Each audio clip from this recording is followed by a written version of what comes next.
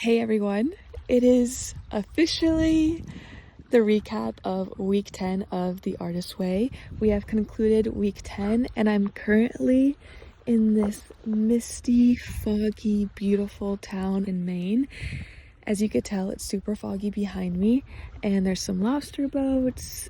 You can't really see the islands or the trees today because of how foggy and misty it is, and hopefully you could pick up my voice and it's not too windy. But this is such a magical place. I am here for a few weeks. I'm dog sitting and house sitting. It's such an artistic oasis, truly, not even for myself. There's so many artists that actually move here. There's a ton of galleries, antique shops. It's still the off season, although it's mid-May. A lot of things are still shut down for the season. Things don't really open up here until the very end of May. Really, June is when the summer season starts. So even the cafe shop where I live is closed. The ice cream store, the lobster roll place. But some shops are slowly opening up, and it's really cool to see everyone prepare for the summer season. It truly feels like I am in a movie where someone lives in a small town and they're repainting the houses and the storefronts and just preparing for a busy season ahead. But anyways, let's get into week 10 of The Artist's Way. So this week is called Recovering a Sense of Self-Protection. I adored this chapter. I had so many notes. I don't know if you could see from that far away, but I had a lot of notes this week.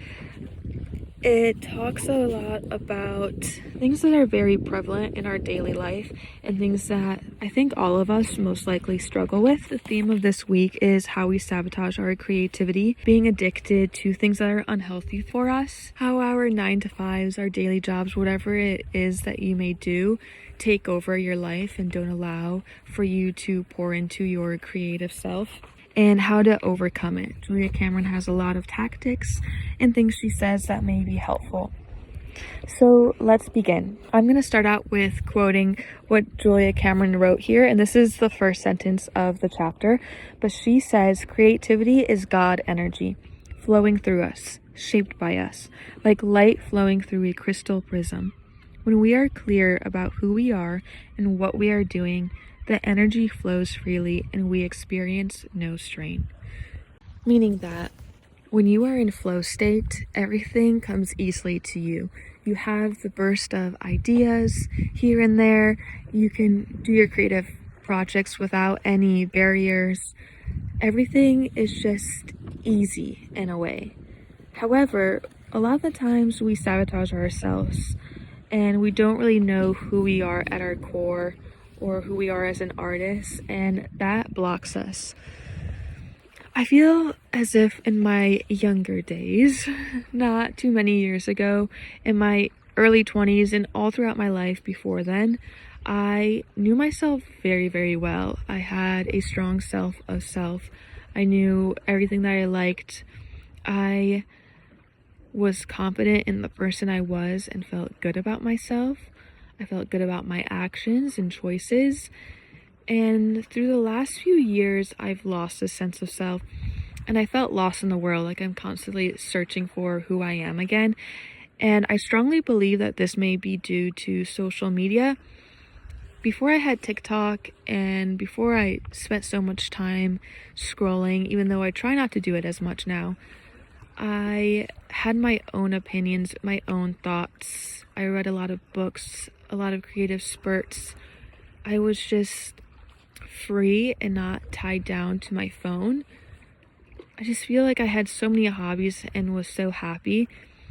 Then again, I did not have a corporate job that took up so much of my time. But also I think through social media, I have lost a sense of self and lost who exactly I am, because my opinions have slowly morphed into what I've seen online, and now that has shaped my thoughts and created new thought patterns, ways of thinking. Maybe it's something I don't even agree with, yet it's in the forefront of my brain now because it's something that I constantly see when I scroll. So I think social media has shaped a little bit of a wrong sense of self, because you are the people you surround yourself with. You're the 5 people that you surround yourself with the most. And nowadays, I think social media has a big input in that. I mean, a lot of us are pretty isolated and we spend so much time online, and we have fake friends online or real friends online, who knows? But a lot of the people that we watch are technically those people that we surround ourselves with. So it also depends on what you're watching and who you're watching, and what they're saying could also start morphing you into someone else. And I think that kind of happened to me. It's not that I even watch bad people. I don't. I think I watch a lot of amazing people, and I most of the time thoroughly enjoy the media I consume.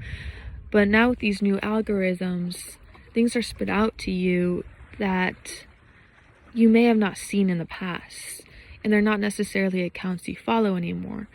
So it's hard to mitigate that these days.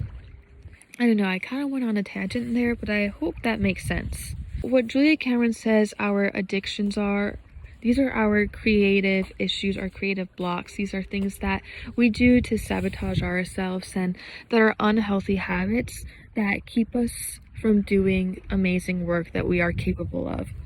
And this can be a number of different things. 7 deadly sins: alcohol, sex, food, drugs, work, painful thoughts that are reoccurring, and family and friends. What she means by that is, for example, food. You may sabotage yourself by eating a lot of junk food, a lot of sugar, a huge pint of ice cream, and a movie, instead of focusing on your creative pursuits. And when you eat this type of food, it's not only that you're doing this instead of that, you're also forming unhealthy habits, and there's repercussions to eating unhealthy food. You get brain fog, you disassociate more, you are not as clear-minded as when you eat whole foods. I mean, you probably notice the days that when you eat a huge bag of potato chips for lunch versus when you eat fresh veggies and hummus and I don't know what else, but some whole enriching foods, your body definitely feels different, and same with your mind. Food, work, and sex can all be good in themselves, but it's the abuse of them that makes them creativity issues. Knowing yourself as an artist means acknowledging which of these you abuse when you want to block yourself. If creativity is like a burst of the universe's breath through the straw that is each of us, we pinch that straw when we pick up one of our blocks. We shut down our flow, and we do it on purpose. I would say that my creativity issues are, of course, as I've mentioned, social media consumption, food. I eat pretty enriching and whole foods, but from time to time I will eat something unhealthy just out of ease and laziness. And I think a big one for me that Julia Cameron did not mention, but I think this could be one, is not working out and not moving your body. I think not getting that dopamine hit from working out can be a struggle for a lot of us that we don't even realize. These block some creative actions and thoughts that may be a lot more minuscule than you think. So creative actions can be anywhere from even like rearranging your room, taking classes like a pottery class or a painting class, even playing around with new outfits or rearranging your kitchen, going out dancing, new ideas for a video, whatever it may be. But even these small things tend to be blocked when you do these bad habits. And we do all these bad habits because of fear and anxiety. That is what fuels these bad habits. You are scared of who you are meant to become, of what you're doing. You may feel embarrassed, or you may think, well, someone already did this in the past. What's the point? And there's actually a quote here, let me find it, that I really thought was so true, of a way that we sabotage ourselves through our thoughts. Hiroyo Ferrucci once said, "How often, even before we begin, have we declared a task impossible? And how often have we construed a picture of ourselves as being inadequate? A great deal depends upon the thought patterns we choose and on the persistence with which we affirm them. We create these new thought patterns in our brain when we say that we're not good enough constantly. That becomes our belief. So make sure you're not doing that. So next up in the chapter, Julia Cameron talks about workaholism. And she talks about workaholics quite a lot.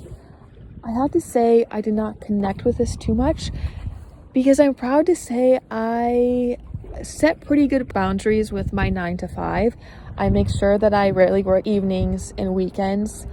I definitely could work harder throughout the day to even, put an hour in of creative work throughout my work day, because I think I could do that if I didn't procrastinate or be as slow on my actual work throughout the day. I could improve on that. But other than that, I would say I'm a pretty good with my work-life balance. I ensure that I experience life to the fullest for the most part, and that I am not a slave to my job. Here she says, if people are too busy to write morning pages or too busy to take an artist date, they are probably too busy to hear the voice of authentic creative urges. And this is so true. If we make up excuses all the time, oh, I don't have the 20 minutes to journal in the morning, or I don't have 2 hours a week to go on a date for myself, then of course you're not going to hear the voices in your head that give you the amazing ideas. And of course you're going to feel more down and unhappy with your artist self because you're not putting time into your inner artist. You're not allowing your mind to even creep into there. It's constantly busy with the static of your life and whatever you're blocking it with. Really think to yourself of how much time do you allot each week to fun. And by fun, she means pure, unadulterated, non-productive fun. And I circle non-productive because that is super important. Because for myself, a lot of the time, I'll say, well, I did have fun. I, video edited and I did this, trying to grow my YouTube or TikTok. But it's all to do with productivity. I don't really have a lot of time where I just do something with no means at the end, like painting something for no reason at all, not doing it for filming. And I used to be really good at just going about life, and now I feel like I pick up my phone and camera to film so much of what I do, and I don't want to become addicted to constantly having the camera in my face. I want to do things just for myself, so I want to try doing that a little bit more this week. But if you're a workaholic, I definitely recommend looking up the workaholism quiz that she wrote here, and questions to ask yourself on whether or not you are a workaholic and what boundaries you should set for yourself to kind of get away from that. But each day, at least start with an hour of creative work every single day. And what's helped for me to do this is while I've been here, I have been by myself, and I haven't adventured a lot since I did that a lot before I came here. I really want to take this time to catch up on my unfinished projects that I've started, and there's a lot of those. There's no curtains in the house I live at right now, which I honestly love. When I have my own apartment, I also like having the blinds open when I go to bed because I love rising with the sun. I think it's the best way to wake up. So here I have been waking up with the sun. The sun rises around 5-10 a.m. So I've been waking up around 5 a.m. every single day, or at least trying to, and going to bed at 9. And I don't really start my work until 8:30, 9 a.m., which is nice that I'm on the East Coast and don't have to start that early. So I have around 4 hours to myself if I do indeed wake up at 5 a.m. And that allows me to get so much work done and creative work done. I used to try and do creative work and maybe work on my videos or something else in the afternoons post-work, but I would encounter a lot of fatigue after working my corporate job, and then it would be time to make dinner, and through all of that, then I was just too tired and always made the excuse that not now, maybe I'll try again tomorrow. Whereas now, when I have these 4 hours in the morning all to myself, I am able to still have a slow morning. I'm able to cook a full breakfast, which I used to never do. I used to rarely eat breakfast, honestly, which is a very bad habit because it's the most important meal of the day. And I sip my coffee, I write my morning pages, and then I have a few hours to get my creative work out of the way. So I create some TikToks and I schedule them for that day, and if I have time throughout that week. They typically take longer than I expect. I work on my YouTube videos, I work on some other crafts and other to-dos I have for the day, and it's amazing because then I've crossed off a few things off of my to-do list that I don't have to focus on later on in that day, and that's just such a good feeling. Like, I feel like I am so much more productive this way, and it makes me so much happier as well to get that out of the way. Julia Cameron here notes something to help you discover where you spend most time and where you waste most time is to start tracking your time. Create a time log and log every minute and hour of the things you do every single day and figure out where you're wasting the most time, where you can create some more restrictions and boundaries for yourself, how much time you're spending on your work, like if you work a corporate job, how much time are you spending talking with friends, doing things for others and not for yourself? Where are you spending the most time? And then set some bottom lines for yourself through that activity. Discover what you're doing the most. For example, she mentions here that if you work a lot, create a bottom line is, I will not work after 6 p.m. these days no matter what, even if your manager sent you something in the evening. Obviously, do that to your own discretion. I don't know if everyone's allowed to do that. If you have tight deadlines with work, try and get ahead of those. And of course, ask for help as always. But here, even ask someone to hold you accountable. If you're trying to not work on the weekends, tell a friend that you're doing that, and if they see you doing that, to yell at you. If you have a partner, tell them that you don't want to eat junk food anymore and have them hold you accountable to that, and make sure you don't buy any groceries like that. The next part of the chapter goes into drought. When life loses its sweetness and our work starts to feel mechanical, empty, and forced. And this is the natural ebb and flow of life. Everyone goes through drought periods where it seems like it'll be never ending, that this is the norm now, and we better get used to it. We're never going to have a creative idea ever in our life again. And this could last for days, for weeks, for months, even for years sometimes. But there will always be an end of that drought. You just have to show up throughout it. That's the imperative thing. Don't give up on your morning pages, no matter how mundane, boring, dry they end up being. Keep writing them.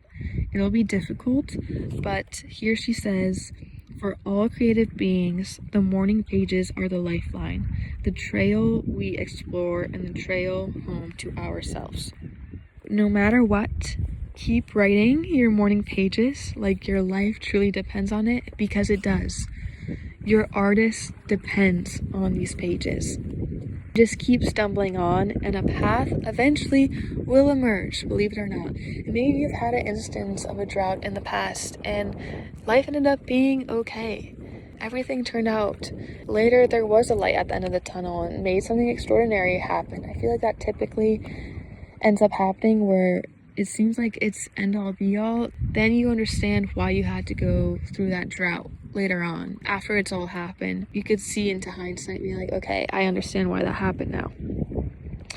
And afterwards, the chapter goes into fame and competition, which this was really important for me to read. As artists, sometimes we mix up success as fame. Oh, we won't be successful until we're a famous painter, or until my paintings are in this museum, or until someone pays $1 million for this. Remember, it's about the actual piece itself, about the craft, how it makes people feel, not about how many followers or subscribers you gain, or how much money you get, or the success that follows. The point of the work is the work. Fame interferes with that perception. Instead of acting being about acting, it becomes about being a famous actor. Instead of writing being about writing, it becomes about being recognized, not just published. If you struggle with wanting to be famous and seeking out approval from others, start giving yourself that approval, because that is actually what we are longing for. And a trick that she mentions here is to send postcards to yourself and mail some that say you are doing great. It's very nice to get fan letters from ourselves, she says, and I need to try that out. She says here, fame is really a shortcut for self-approval. We are just seeking self-approval because we think others liking our things and following us, liking our work, is what will make us successful. But that's really not true. We think that will make us happy once we finally attain fame. But happiness really comes from within. And it just makes me think of Anthony Bourdain.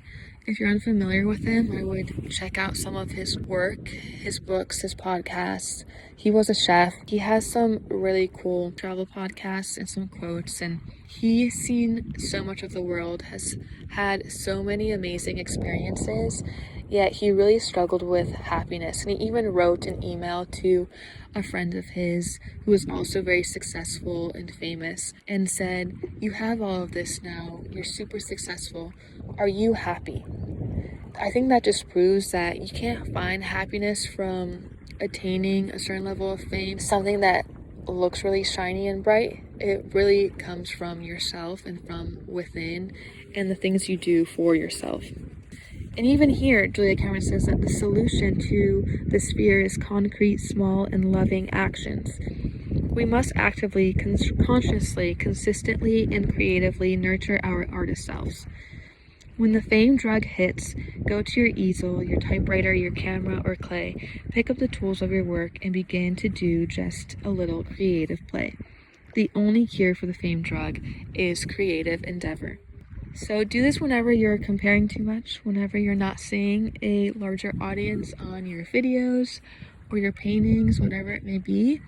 Remind yourself that that's not the point of it. It's how you make yourself feel and how you make others feel through your work, even if it's just affecting one person in a positive way. And then it dives into competition, which nowadays I think this is very easy to struggle with. For example, even not through my artistic work, but through my corporate job, going onto LinkedIn. I feel like that's an entire social media platform dedicated to competing with others and showcasing how you're better than others. And it's a very unhealthy cycle. I hate scrolling through there because I'm like, oh my gosh, I'm not doing enough in my job. I should be doing this and maybe even getting my MBA, but not even from anywhere. I have to go to an Ivy League school, or I have to go to a school abroad because I study international business and that will heighten my travel experiences as well. Do I even want these things? I don't even want to be in my corporate job together, so why am I even thinking of that way? I don't really care to climb the corporate ladder. It's just an unhealthy way of thinking. Through social media, you see what others are doing. Maybe one of their videos goes viral and you're thinking, why was that not me? What did they do right? Why are they getting the success? Well, now they've got it. There's not enough room for me. This platform's too oversaturated, or this type of work has already been done. But that is artistic form. Julia Cameron even notates that, I think, on this page. That all work is influenced by other work. All people are influenced by other people. No man is an island, and no piece of art is a continent unto itself. It is the ego's demand that our work be totally original, as if such a thing were possible. In fact, originality is the process of remaining true to ourselves. That's the only way that we could be original. So build your personal brand, be authentic. People can see right through it and through you when you're inauthentic and when you're trying to become someone that you're not. A lot of times through this competition, like I mentioned earlier, that we make excuses for our avoidance of our creative work. We'll say somebody else has probably said it, done it, thought it, and they've probably done it better. Besides, they had connections, a rich father, and they belonged to a sought-after minority. They slept their way to the top. We perceive other people negatively. We become jealous of other people doing the things we want to do. And remember from a previous chapter that through this competition, and when you have these negative thoughts of other people living your dream, you're really realizing of what you're trying to pursue and what you want to do. And when you see that, instead of thinking, oh, it's already been done, or they're the ones that are successful, not me, don't think negatively and don't give up. Instead say, wow, so it is possible to attain this dream because someone else has done it and they've proved that it can be done and I could do it too. The spirit of competition, as opposed to the spirit of creation, often urges us to quickly winnow out whatever doesn't seem like a winning idea. This can be very dangerous. It can interfere with our ability to carry a project to term. So no matter how bad you all of a sudden think that your current work of art is, just complete it. Complete all your unfinished tasks and projects. Even some of the works of art that you think will fail, will flop, may actually be the ones that take off. And I feel like you see that example on TikTok a lot. People will say, oh my gosh, the video I spent 5 seconds on that I just threw together and posted just for the hell of it actually ended up going viral. You just never know what will resonate with people. So be willing to paint or write badly while your ego yelps resistance. Your bad writing may be the syntactical breakdown necessary for a shift in your style. Your lousy painting may be pointing you in a new direction. Art needs time to incubate, to sprawl a little, to be ungainly and mishappen and finally emerge as itself. The ego hates this fact. The ego wants instant gratification and an addictive hit of an acknowledged win. The need to win now is a need to win approval from others. As an antidote, we must learn to approve of ourselves. Showing up for the work is the win that matters. If you're a workaholic, try to be more like the Europeans who have pretty strict 40-hour work weeks. Go after what you love to do. This past week, I do want to touch on the artist date I went on this last week.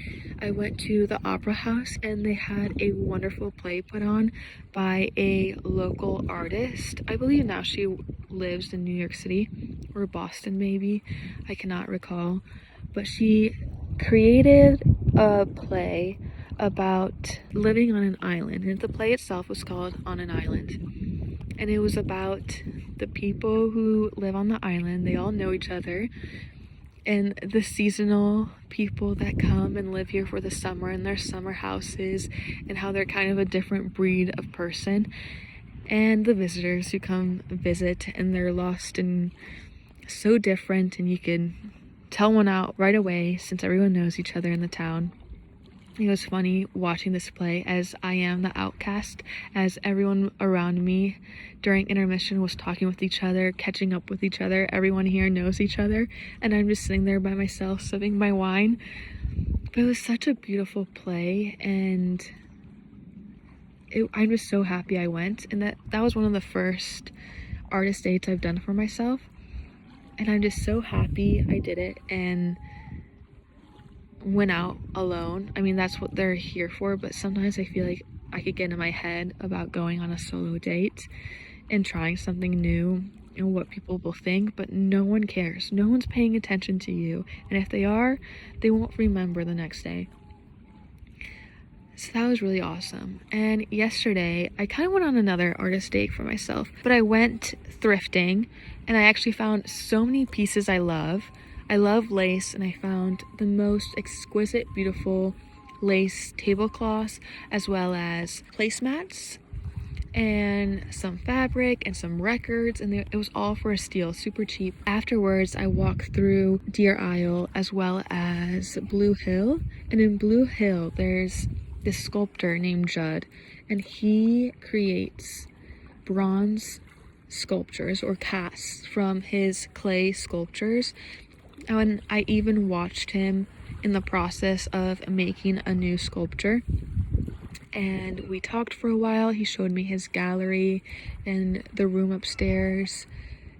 It was just so fascinating, and he was saying how many artists actually moved to the area, how he moved here. It's so easy to be inspired here that so many artists actually move here. His work was so fascinating, and he meshed together history and art in one, since he depicts in his sculptures the Native American tribes that used to live here. He has done a lot of research about it, and it's really fascinating. I definitely want to look up more of his work online, and I'll also link his work in the description below. Amazing. And then here at the library, I actually opened up a library card. They allowed me to, and I picked up a few books, one of which was Breeding Sweetgrass, which I've read a little bit in the past. But I picked up I believe it's called Nature's Architect. I'll also link it down below. But it's a beautifully written, very easy read, very short, and it has a lot of photos. But it talks about how nature is the greatest architect in our life, and it has a chapter about rocks, a chapter about seashells, now it's about fungi, and it sounds like it might be boring, but it's really not. It's about how these creatures and organisms create these amazing structures, and how seashells are formed, and how all these gemstones are made, and how we should be taking inspiration from the world around us, and how we should wonder more and wander more, wander and wonder. And I've always said that I want to have my future home be inspired by the outside world and bring nature within. So it's just such a lovely book, and I'm so glad I picked it up. Super random too. I just saw it on the shelf and took it. I didn't really know what it was going to be about. But that's another synchronicity that I had this week, and I'm so happy and grateful for it. But that's all for my week 10. I hope you guys are having a wonderful day and wonderful week. I'm just so grateful to be here in lovely Stonington and be in a place that's so still and quiet. There's wild foxes running around and deer. It's just such a lovely place, and I'm so happy I get to be here. I just have a few more days left, which will be sad, but I'm happy and grateful for all the time I got to spend here. Also, before I let you go, I want to read out to you things that I adore, things that I love. So here's a list that I created. Full moons and crescent moons, lace, beautiful intricate patterns, tablecloths, lit candles everywhere, saxophone solos, waking up while the earth is still quiet, laughter coming deep from within your belly, how shy I get around my boyfriend, aka butterflies, when the birds sing, animals, all animals, good dinners with friends, really good dinners and chats, a glass of wine, pastel hour, which is what I've called it, but it's the time before a sunrise and after a sunset, when the sun is now below the horizon and all the colors in the sky are very pastel-like. It's typically on the opposite side of where the sun rose or set, and I just find that time of day so beautiful. Fresh sourdough with olive oil and balsamic, willow trees, bike rides, wildflowers, live music, dancing, chips and salsa, and diving into the ocean. What are some things you adore? And that was it for week 10. Anyways, let me know your thoughts and if you've read The Artist's Way and how far along you are, and yeah, happy to hear what you thought of this video. Bye!